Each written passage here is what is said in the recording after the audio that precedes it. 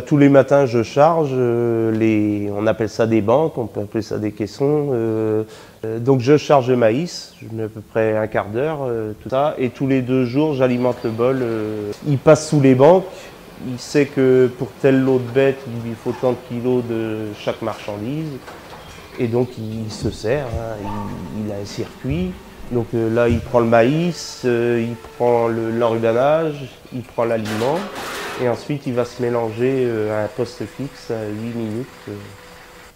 Et après, il part distribuer. Le problème qui s'est posé, c'était la fibre.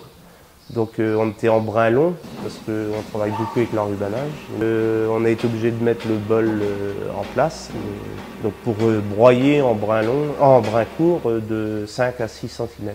Nous, dans l'idée de départ, on voulait tout le temps en passant devant les animaux, qu'ils se baissent et qu'ils poussent le fourrage en allant, même qu'ils ne s'arrêtent pas à ce lot-là. Avant, je pensais bien travailler, mais on travaillait donc pas en ration mélangée. Donc c'était par couche, une couche de maïs, une couche d'enrubané, et puis voilà quoi. Donc il y en a, ils se vengeaient sur l'enrubanage par exemple, ils n'allaient pas manger leur quantité de maïs en silage, et vice versa. Parce qu'aujourd'hui, il prend tant de kilos de chaque ingrédient et il les mélange à 100%, quoi. Donc on gère déjà beaucoup mieux les refus. Par contre, il ne faut pas se tromper, quand on fait la ration,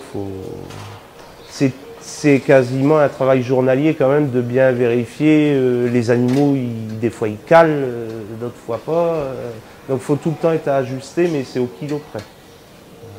On s'aperçoit qu'on est beaucoup plus pointilleux. Avant, on n'aurait jamais été capable de dire tiens, tel lot, ils ont tant de kilos de maïs, tant de kilos d'enrubanage, tant de kilos de poisson, etc.